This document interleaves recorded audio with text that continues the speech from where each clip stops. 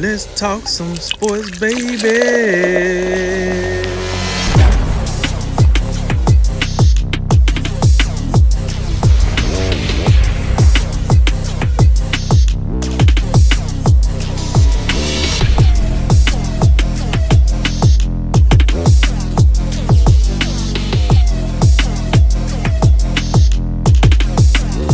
then remember, make tomorrow better than today and make today better than yesterday.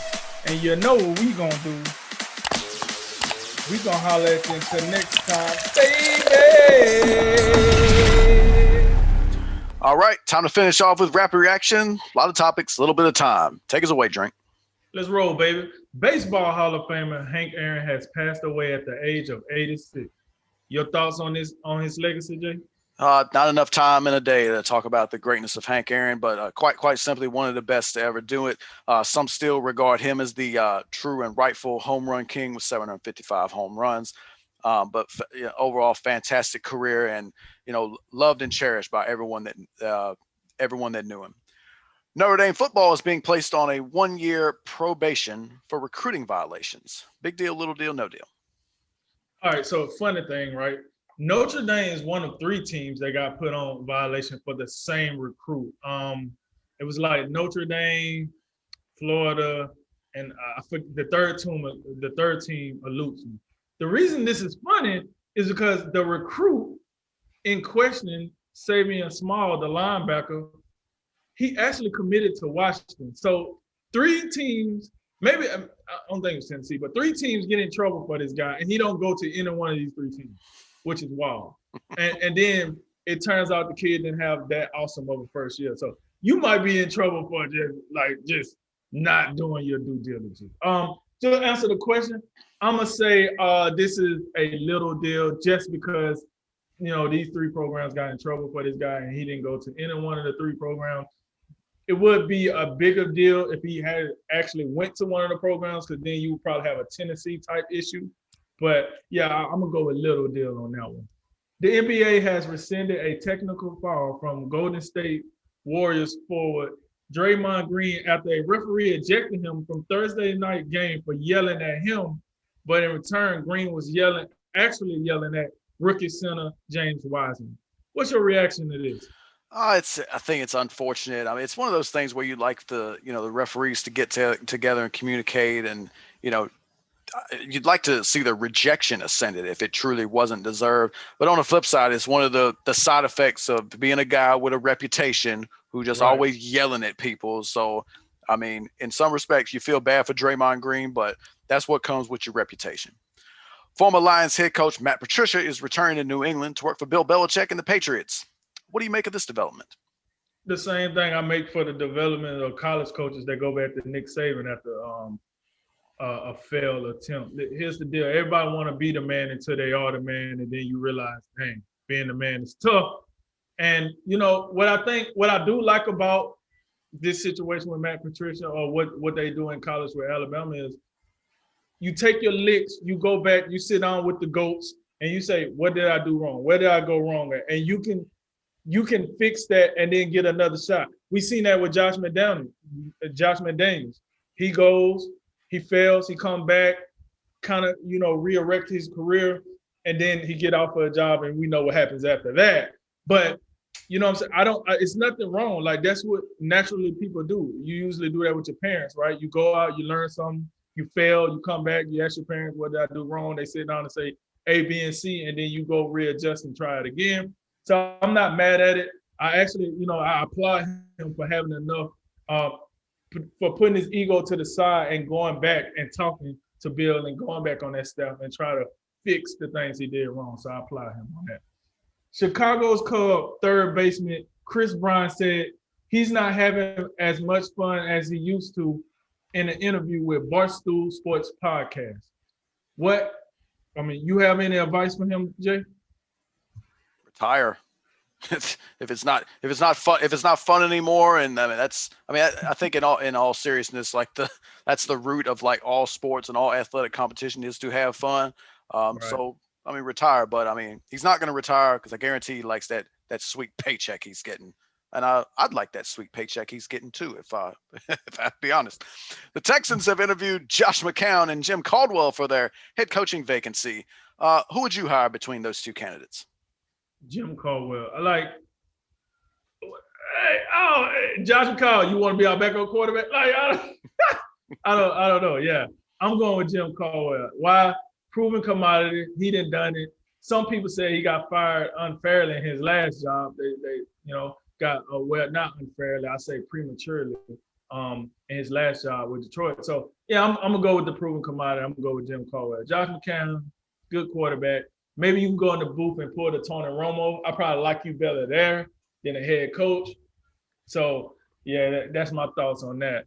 After an 8-year career with the 49ers and the Steelers, tight end Vance McDonald has retired.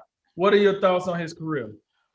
Somewhat, you feel it was somewhat of a disappointment. I felt like once he got to Pittsburgh, you really saw some flashes where he could, really maybe be a above average tight end, but it seemed like injuries kind of slowed him down throughout. But I always remember him for that Monday night stiff arm he applied to Chris Conte. That was what an iconic play. And matter of fact, if you pull up the ESPN article, that reads off as the retirement. That's the video that they have playing, which, why wouldn't you? Still can't believe it. I don't think we've heard from Chris Conte since then. WBC announced they will be adding Floyd Mayweather Jr.'s picture to all the green and gold WBC belts. Any thoughts on that? Yeah, man. Wonderful. I think that's a wonderful gesture by the WBC. It shows you the greatness of Floyd Mayweather Jr. as a boxer. Now, people, let's please separate the boxer from the person. Like, people they like to be like, oh, he's such a horrible person.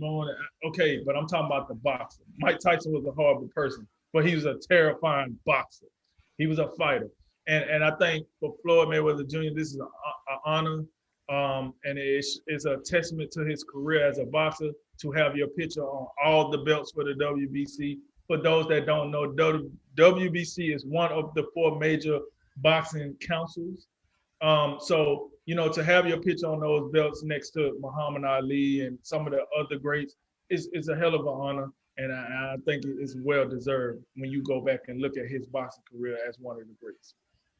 The Boston Red Sox have signed former Los Angeles Dodger Kike Hernandez to a 2-year, $14 million deal. What do you think of this signing? That's pretty good. I think probably the best thing you get out of it is you get defensive versatility. He's a guy that can play a lot of different positions. So he'll give Alex Cora some flexibility in how he manages his roster and his lineups.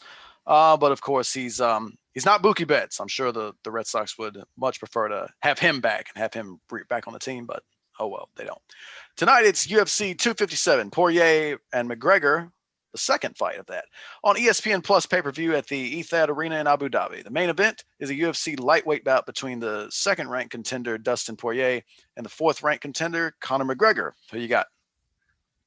The king is back. Listen, I'm Conor McGregor's who I got. But I would say this is a very tough fight that Conor McGregor agreed to after being gone for pretty much a year layoff. Dustin Poirier is a hell of a fighter. That's why he's number 2 and Conor McGregor's number 4. And you think about this, Conor McGregor has been the lightweight champion. He's been the champion of this division. Dustin Poirier has been the interim champion of this division.